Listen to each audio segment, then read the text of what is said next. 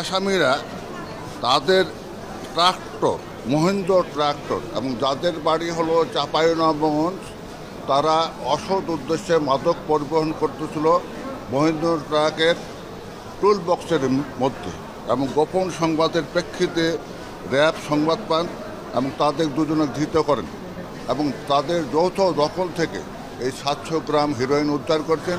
যেহেতু এটা 25 গ্রামের ঊর্ধ্বে, সুতরাং বিধি মোতাবেক আইন মোতাবেক এই আসামি দলকে মৃত্যুদণ্ডে দণ্ডিত করার বিধান রয়েছে, বিধায় আদালত তাদেরকে মৃত্যুদণ্ডে দণ্ডিত করেছেন।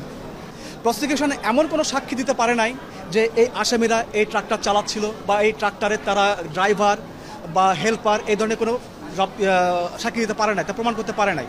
এছাড়া সবচেয়ে রিলেভেন্ট বিষয় হলো যে মাদক জব্দ করা হয়েছে এবং যে মাদকের এক্সপার্ট রিপোর্ট নেওয়া হয়েছে সেটা সম্পূর্ণ গরমিল রয়েছে, যেটাকে আমরা বিগতে বোঝাবার চেষ্টা করেছি, হয়তো বা বিগত সেটা বুঝতে পারেন নাই।